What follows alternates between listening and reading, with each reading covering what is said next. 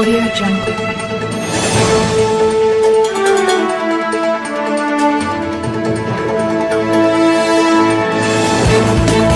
Audio Jungle.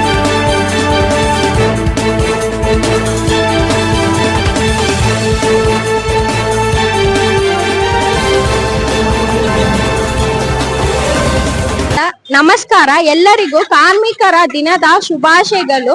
ನನ್ನ ಹೆಸರು ಮೋನಿಕಾ ಅಂತ. ನಾನು ಇಲ್ಲಿ ಈ ಸ್ಟೇಷನ್ ಭಾಗದಲ್ಲಿ ಇರುವ ಗ್ರೌಂಡ್ ಅಲ್ಲಿ ನಾವು ಕಾರ್ಮಿಕರ ದಿನವನ್ನು ಆಚರಿಸಲು ಎಲ್ಲರೊಂದಿಗೆ ಸೇರಿದ್ದೇವೆ. ಎಲ್ಲರಿಗೂ ಕಾರ್ಮಿಕರಿಗೆ ಗೌರವ ಸಲ್ಲಿಸಲು, ಅವರ ಕಷ್ಟ ಅವರ ದುಡಿಮೆಗೆ ನಾವು ಗೌರವ ಸಲ್ಲಿಸಲು ಈ ಮೇ 1ರಂದು ಎಲ್ಲರ ಜೊತೆಗೆ ನಾವು ಸೇರಿ ಗೌರವವನ್ನು ನೀಡುತ್ತೇವೆ. ಎಲ್ಲರ ಕಾರ್ಮಿಕರ ಕಷ್ಟವನ್ನು ನಾವು ಅರ್ಥ ಮಾಡಿಕೊಂಡು ಅವರಿಗೆ ನಾವು ಸಪೋರ್ಟ್ ಮತ್ತೆ ಅವರಿಗೆ ಗೌರವ ಸಲ್ಲಿಸಿದಲ್ಲಿ ನನಗೆ ಸಂತೋಷವಿದೆ. ನಮಸ್ಕಾರ. ನಾಡಿನ ಸಮಸ್ತ ಕಾರ್ಮಿಕರಿಗೂ, ಎಲ್ಲಾ ಕಾರ್ಮಿಕರು, ಕೂಲಿ ಕಾರ್ಮಿಕರಿಂದ ಹಿಡಿದು ಪ್ರತಿಯೊಂದು ಸಣ್ಣ ಪುಟ್ಟ ಕೆಲಸ ಮಾಡುತ್ತಿರುವಂತ ಪ್ರತಿಯೊಂದು ಕಾರ್ಮಿಕರಿಗೂ ಇವತ್ತು ಕಾರ್ಮಿಕರ ದಿನಾಚರಣೆಯ ಶುಭಾಶಯಗಳು, ಆರ್ಥಿಕ ಶುಭಾಶಯಗಳು.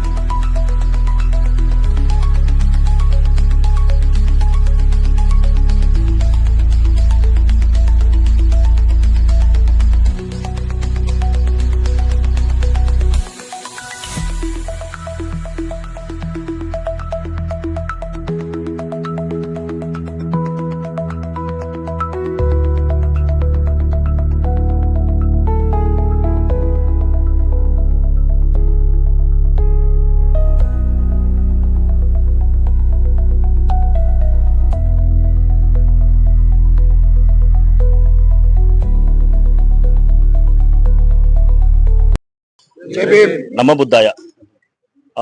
ಬಂಧುಗಳೇ, ಇವತ್ತು ಈ ಶುಭ ದಿನ. ನಮ್ಗೆ 2 ವಿಶೇಷವಾದ ಕಾರ್ಯಕ್ರಮಗಳು ಇದಾವೆ ಇವತ್ತು. ಏನು ಅಂತಂದ್ರೆ, ಮೊದಲನೇದಾಗಿ ನಮ್ಮ ಬುದ್ಧ ಜಯಂತಿ. ಸೊ ಇವತ್ತು ಬುದ್ಧ ಪೂರ್ಣಿಮಾ ಇರೋದ್ರಿಂದ ಬಹಳ ವಿಶೇಷವಾದ ದಿನ ಅಂತಾನೆ ನಾವು ಭಾವಿಸ್ತೀವಿ. ತದನಂತರ ಅಂತಾರಾಷ್ಟ್ರೀಯ ಕಾರ್ಮಿಕರ ದಿನಾಚರಣೆ. ಅಂತಾರಾಷ್ಟ್ರೀಯ ಕಾರ್ಮಿಕರ ದಿನಾಚರಣೆ ಅಂತಂದ್ರೆ ಇದು ಬಹಳ ದೊಡ್ಡ ಮಟ್ಟದ್ದು, ವಿಶ್ವಕ್ಕೆ ವ್ಯಾಪಿಸುವಂತದ್ದು. ಕಾರ್ಮಿಕರು ಅಂತಂದ್ರೆ ಸಂಘಟಿತ ಕಾರ್ಮಿಕರು ಮತ್ತೆ ಅಸಂಘಟಿತ ಕಾರ್ಮಿಕರು ಅಂತ ಇರ್ತಾರೆ. ಸೊ ಕಾರ್ಮಿಕರ ದಿನ ನಾವು ಏಕೆ ಮೇ 1ನೇ ತಾರೀಕಿಗೆ ಆಚರಣೆ ಮಾಡ್ತೀವಿ ಅಂತಂದ್ರೆ, ಅದು ಬಹಳ ದೊಡ್ಡ ಇತಿಹಾಸ. ಸುಮಾರು ಒಂದು 200 ವರ್ಷಗಳ ಹಿಂದೆ ಕೈಗಾರಿಕಾ ಕ್ರಾಂತಿ ಅಂತ ಶುರುವಾಗುತ್ತೆ. ಸೊ ಅಲ್ಲಿಂದ ಶುರುವಾಗುವಂತದ್ದು, ಮತ್ತೆ ಚಿಕಾಗೋ ಅಲ್ಲಿ ನಡೆದಂತ ಬಾಂಬ್ ಬ್ಲಾಸ್ಟ್, ಕಾರ್ಮಿಕರ ದುರ್ಮರಣ, ಮತ್ತೆ ಪೊಲೀಸರ ದುರ್ಮರಣ. ಈ ದಿನ ಆರಂಭ ಆಗಂತ ಮೇ 1ನೇ ತಾರೀಕಿನ ವಿಶ್ವದಲ್ಲಿ ಕಾರ್ಮಿಕರ ದಿನಾಚರಣೆ ಅಂತಾನೆ ನಾವು ಎಲ್ಲರೂ ಆಚರಣೆ ಮಾಡ್ತಿದೀವಿ. ಇಲ್ಲಿ ಬಹಳ ವಿಶೇಷವಾಗಿ ನಾವು ಈ ಶುಭ ದಿನ ಬಾಬಾ ಸಾಹೇಬರನ್ನ ನೆನೆಸ್ಕೊಳ್ಳೋದಕ್ಕೆ ಬಹಳ ಮುಖ್ಯವಾದ ಕಾರಣ ಇದಾವೆ. ಏನು ಅಂತಂದ್ರೆ, ಇವತ್ತು ಭಾರತ ದೇಶದಲ್ಲಿ ಸುಮಾರು ಒಂದು 12 ರಿಂದ 16 ಗಂಟೆಗಳ ಕಾಲ ನಿರಂತರವಾಗಿ ವಾರದಲ್ಲಿ 7 ದಿನಾನು ಕೆಲಸ ಮಾಡುವಂತ ಸ್ಥಿತಿ ನಮ್ಮ ದೇಶದಲ್ಲಿತ್ತು.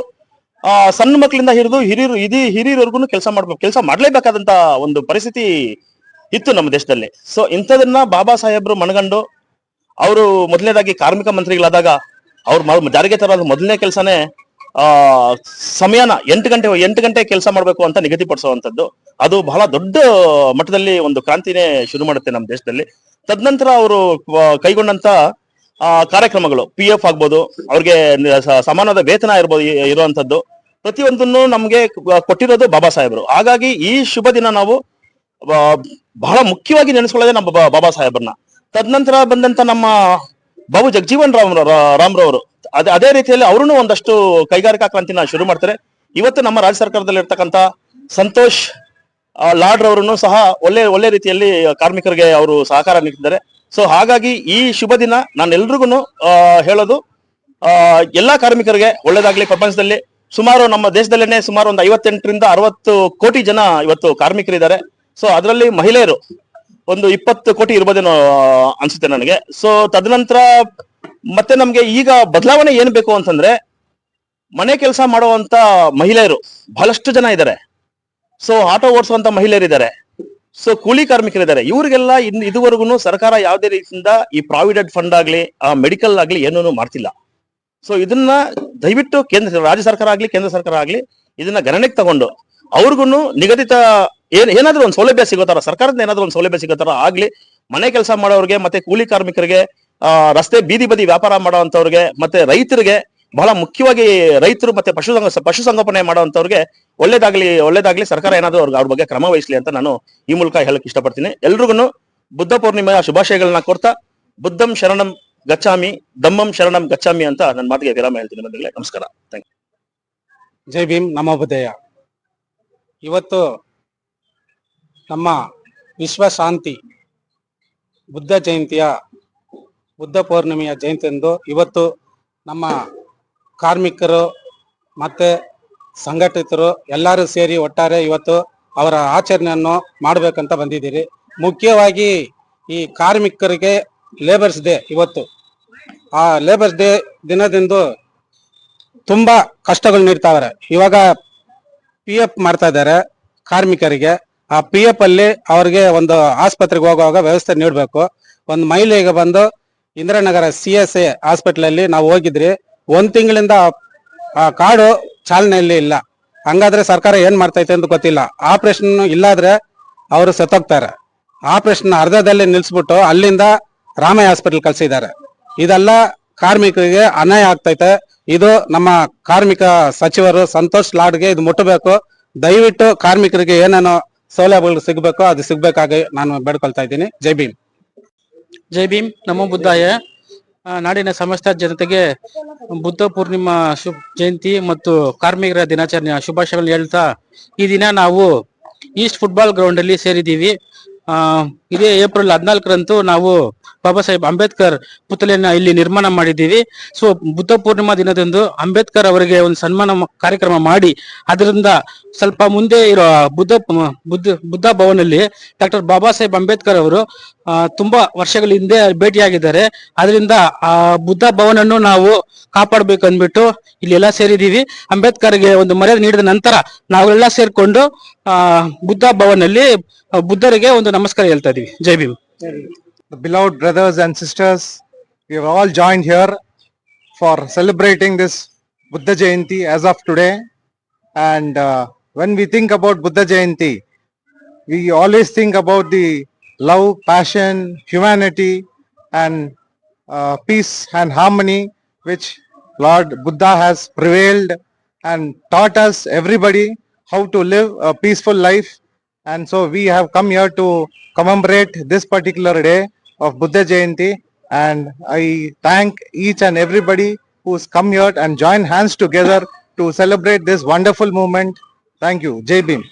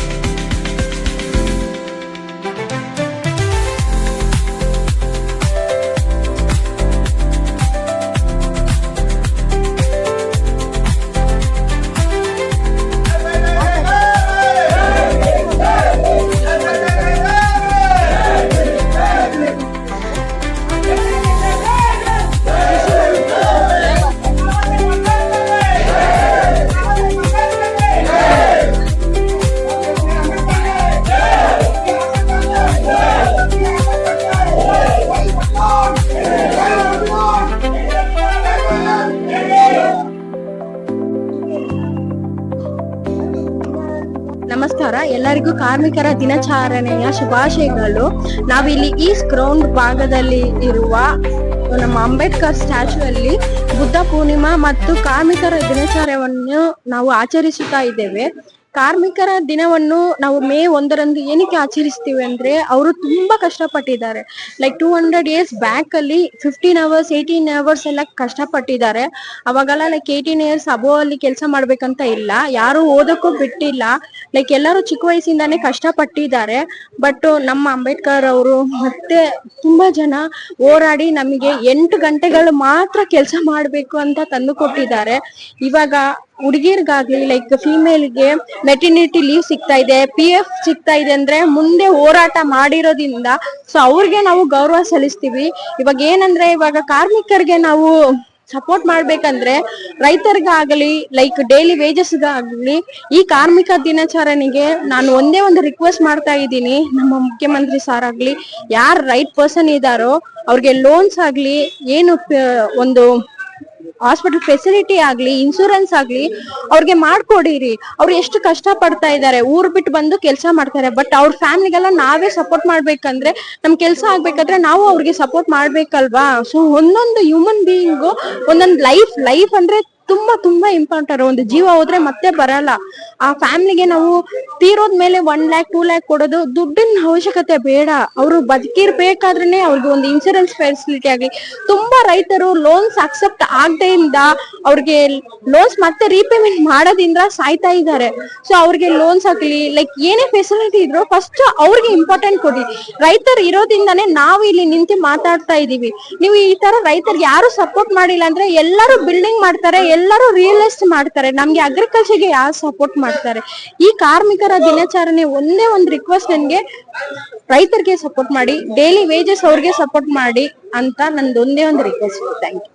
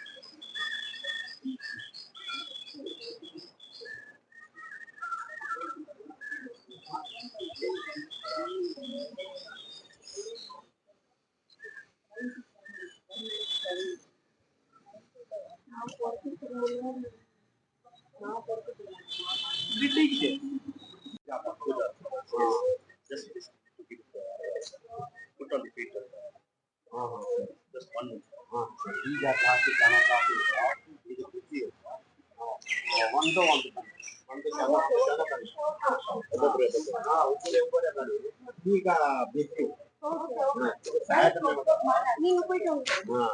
ಒಬ್ರು ಹೋಗೋಣ ಈಗ ಒಂದು ನಿಮಿಷ ಈಗ ಸ್ವಲ್ಪ ಕಮ್ಮಿ ಮಾತ್ರ ಬನ್ನಿ ಈಗ ತರ ಮಾಡಿ ಕೊಟ್ಕೊಳೋ 15 ನಿಮಿಷ ಬನ್ನಿ